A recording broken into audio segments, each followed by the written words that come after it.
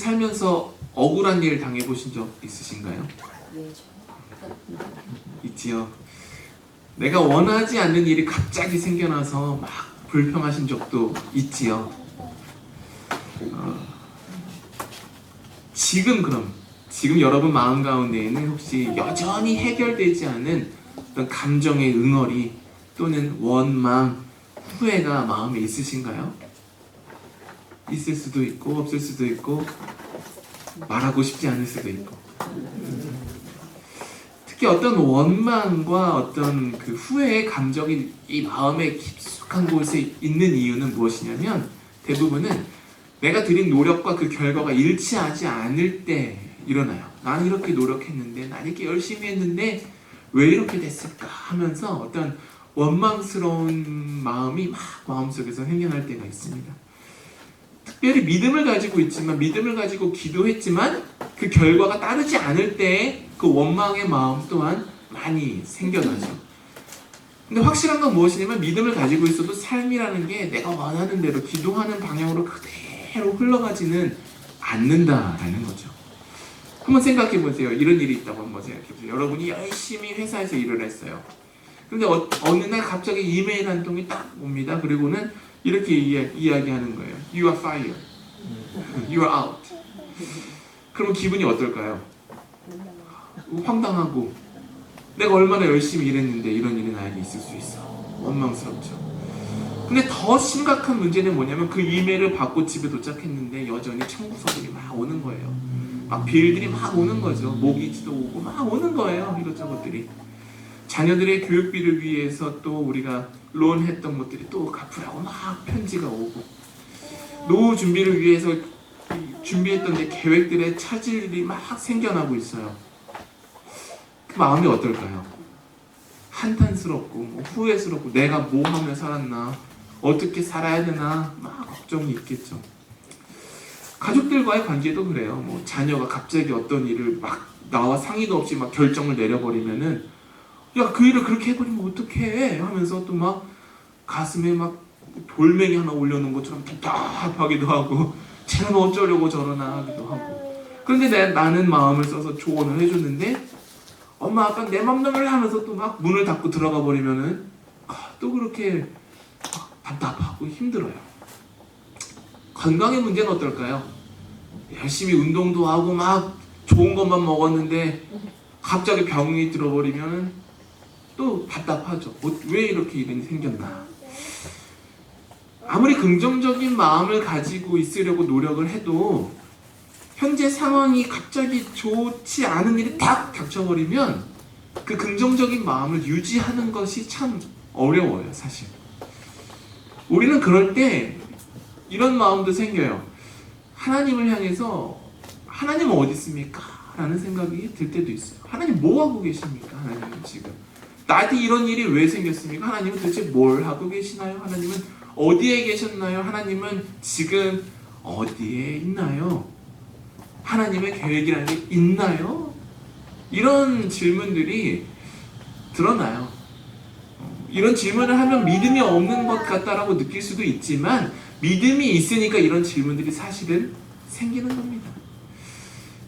그런데 오늘 믿음의 영웅 기드온이 바로 그런 상황 가운데 있는 거예요. 기드온은 미래에 대한 두려움 그리고 현재 상황에 대한 원망 속에서 미를 타작하고 있었습니다. 성경은 그의 등장을 이렇게 묘사하고 있어요. 사사기 6장 11절에 요아스의 아들 기드온이 미디안 사람에게 알리지 아니하려 하여 밀을 포도주 틀에서 타작하더니 라고 되어 있어요. 밀 타작은 원래 어떻게 하냐면 이렇게 넓은 공터에서 약간은 언덕진 곳에서 뭐 소나 말을 통해서 이렇게 막 갈아버리기도 하고 밀을 막 이렇게 탁 치면서 그 가루랑 이제 알곡이 분리되도록 작업을 하는 것이죠. 야외에서 하는 일이에요, 원래는. 그런데 성경은 기드온이 어디서 하고 있다고 했냐면 미디안의 약탈을 피하기 위해서 포도주 틀에 했다라고 하는데, 포도주 틀이 어디냐면 지금 그림에서 보시는 동그란 구덩이가 있죠. 그 동그란 구덩이가 포도주 틀이에요. 이렇게 막 밟아서 포도주를 이렇게 막 그 액체를 만들어야 되니까 집 실내 안에 다시 한번 구덩이 속에가 포도주 틀인데 거기에 숨어 있었다라는 거죠. 그러니까 여기서 또 다시 한번 해보자면 이렇게 잔뜩 웅크린 자세로 이렇게 밀을 이렇게 털고 있는 거예요. 소리도 안 나게 하려고 이렇게 막 조심조심 하면서 하고 있었겠죠. 웅크려서. 이게 얼마나 비효율적으로 일을 하고 있는 거예요. 생각해보면 타작하는 날은 어떤 날이냐면 원래는 추수를 확인하는 날이죠. 그러니까 얼마나 마을 잔치 같은 날에 우리가 이렇게 많이 추수했다 하얀 느낌을 기뻐하기도 하고 막 수다도 떨고 같이 웃으면서 막 하하호호 해야 하는데, 기도는 지금 혼자서 두려움 속에서 혹시 걸릴까봐 쭈그려 앉아가지고 이렇게 고독하게 일을 하고 있는 거죠. 왜 그랬을까? 성경은 이렇게 말하고 있어요. 드보라 선지자의 인도를 따라서 이스라엘이 승리를 거두었어요. 그래서 40년 동안 평화가 이어지고 있었어요. 그런데 다시 한번 이스라엘 사람들이 평화가 지속되니까 죄의 유혹에 넘어갔어요. 그래서 하나님은 이스라엘 백성들을 미디안의 손에 넘겨주셨다라고 되어 있어요. 미디안 사람들은 유목민이었어요. 유목민이었기 때문에 이 사람들은 언제 어디서 어떻게 올지를 모르는 사람들이에요. 뭐 다시 쳐들어가고 싶어도 여기서 사는 줄 알았는데 저기 가서 살고 있고, 또 가지고 있는 게 별로 필요 없기 때문에 다 뺏어버리고 불태워버리고 그냥 가버리면 끝나는 사람들이었어요.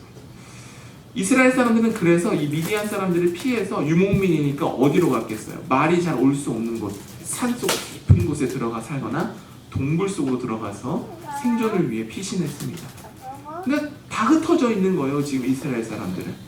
그리고 기드온도 혹시나 말소리가 나서 나를 보지 않을까 해서 지금 포도주를 짜는 그 공간, 창고 같은 곳 안에 들어가서 다시 한번 포도주 틀 속에 들어가서 숨어서 일을 타작하면서 계속 원망하는 거예요. 내가 왜 이렇게 살아야 되냐고, 왜 이렇게 내 인생은 힘들까 하면서 지금 비관적으로 생각을 했겠죠. 기쁨의 순간이 되어야 하는 그 수확의 시즌이 수치와 원망의 시간이 돼버린 거예요. 그때 하나님의 천사가 기드온에게 나타납니다. 그리고 기드온에게 말하는 거예요. 큰 용사여 라고 말합니다. 이게 얼마나 역설적이에요. 지금 기드온은 잔뜩 숨어가지고 쭈그려가지고서 밀 탁탁탁탁 털면서 하나씩 막 죽고 있어요. 얼마나 소위 말해서 찌질하게 하고 있는 거예요. 막 용사가 아니죠. 근데 하나님의 천사가 용사라고 말하는 거예요. 그때 기도는 마음에 품고 있었던 질문을 하나님께 던져요. 어찌하여 이런 일이 우리에게 일어났습니까? 내가 왜 이렇게 살아야 합니까? 라고 말하고 있는 거죠. 근데 그는 어찌하여 이 모든 일이 우리에게 일어났나이까? 기도는 원망하고 있죠. 세 가지로 이루어져 있어요. 첫 번째는 현실에 대한 원망이에요. 하나님이 계시다면 우리가 왜 이렇게 고통받아야 됩니까? 라고 물어보고 있는 거예요. 두 번째로는 과거에 대한 원망을 하고 있어요. 하나님은 분명히 우리 조상들에게 놀라운 기적을 행하셨다고 하는데 그 기적들 다 어디 갔습니까? 라고 말하고 있죠. 마지막은 이거예요. 하나님 혹시 우리 버리신 거 아닙니까? 옛날엔 하나님이 이렇게 했었는데 왜 우린 지금 이렇게 고통받고 있습니까? 혹시 우리가 하나님으로부터 버림받은 것 아닙니까? 하나님이 우리를 떠나신 것 아닙니까? 라고 기드온은 물어보고 있는 거예요. 근데 기드온만 이런 마음 품고 있는 건 아니죠. 우리도 이런 원망과 후회를 가질 때가 분명히 있습니다. 과거에 좋았던 시절이 있으면 현재의 고통이 더 가중시켜져요. 그때 우리는 생각하는 거예요. 옛날엔 좋았는데 왜 이렇게 됐을까 우리는 지금. 하나님이 우리를 떠나셨나? 하나님이 우리를 버리신 건 아닌가? 하나님이 진짜 계신가? 이런 의문과 후회, 원망이 있죠. 그런 기도의 불평에는 한 가지 독특한 점이 있어요. 그가 내가 왜 이렇게 고통받습니까? 라고 물어보지 않는다는 거예요. 왜 나만 이렇게 힘듭니까? 라고 물어보지 않고 왜 우리가 이렇게 힘들어야 합니까? 라고 물어보고 있다는 거예요. 왜 이스라엘 공동체 전체가 이렇게 고통받아야 합니까? 라고 말하고 있는 거죠. 이러한 기드온의 원망 앞에서 하나님이 다시 한번 말씀하세요. 하나님이 이제 직접 말씀하세요. 너는 가서 너의 힘으로 이스라엘을 미디안의 손에서 구원하라 라고 하고 있어요. 하나님의 말씀 속에 또 특이한 게 있죠. 너는 가서 이 너의 힘으로 라고 말하고 있어요. 기드온의 말에, 기드온은 이 말에 뭐라고 말해요? 나는 약하고 약한 사람입니다. 우리 집안이 얼마나 약한 집안인지 몰라서 그래요. 그 약한 집안에서도 내가 제일 약한 사람입니다. 하나님 뭘 모르시고 하는 말씀이에요 라고 하고 있는 거예요. 그런데 하나님이 기드온에게 하고 계신 말씀은 사실 어떤 말이냐면, 기드온 안에 있는 그 애통한 마음, 그 분노하는 마음, 그 처절하게 슬퍼하고 있는 그 마음이 너의 힘이야 라고 알려주고 계시는 거예요. 하나님이 들어쓰시는 사람은요, 강한 사람이 아닙니다. 하나님의 말씀을 알고 공동체의 아픔에 같이 가슴 아파하는 사람입니다. 여러분, 원망의 감정은 다 가지고 있는 마음이에요. 모두가 원망하고 모두가 후회합니다. 믿음의 여부와 상관없이 모든 사람들이 그 마음을 가지고 있어요. 그러나 그 원망과 후회와 그 분노의 감정을 가만히 두면 묵은 짐이 돼버려요. 내 마음을 골게 만들어요. 그러나 그 원망과 절망과 억울함을 하나님을 향한 기도의 에너지로 사용할 때, 그것은 여러분의 삶을 바꾸고 여러분의 가정을 바꾸고 여러분의 공동체를 바꾸는 힘이 되는 것을 믿으시길 바랍니다. 하나님은 기드온 안에 있는 그 분노, 그 회복을 향한 갈망이야말로 그 안에 남아있는 가장 강력한 힘이라고 보고 계시는 겁니다. 좀 특이하죠. 어떻게 분노가 하나님을 향한 에너지가 될 수 있을까? 그런데 이사야서 55장 8절과 9절은 이렇게 말하고 있어요. 여호와의 말씀에 내 생각은 너희 생각과 다르며 내 길은 너희 길과 달라서 하늘이 땅보다 높은 같이 내 길은 너희 길보다 높으며 내 생각은 너희 생각보다 높으니라. 사랑하는 여러분, 원망의 감정을 두면 그것은 그냥 짐이 되어버려요.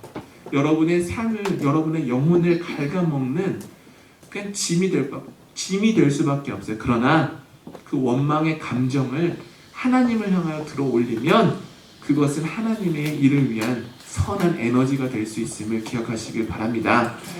가족에게 느끼는 원망의 근원에 있는 마음은 뭐예요? 그 사람을 지켜주고 싶은 사랑의 마음이 있는 거죠. 원망을 원망으로 두면 원망으로 남지만요, 그 안에 있는 사랑을 보게 되면요, 이것을 가족을 향한 에너지로 다시금 바꿀 수 있습니다. 건강의 문제 안에 담겨있는 그 불평 속에 있는 건 뭐예요?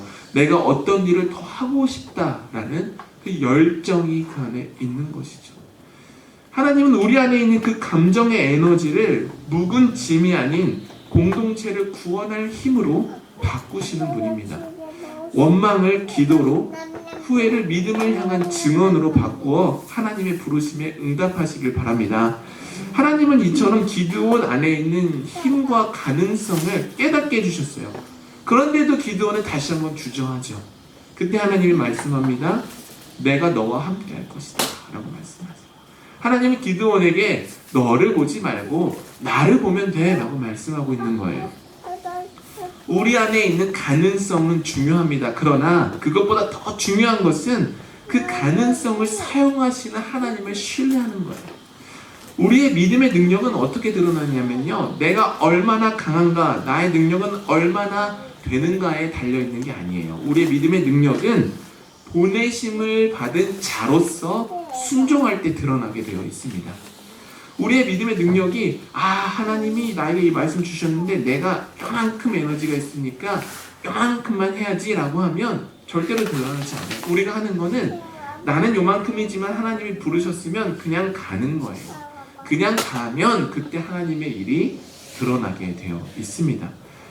우리를 보내시는 하나님은 절대로 우리를 홀로 보내시지 않습니다. 반드시 우리와 동행하시기에 우리가 할 일은 무엇이에요? 우리와 동행하시는 하나님을 신뢰하는 것입니다.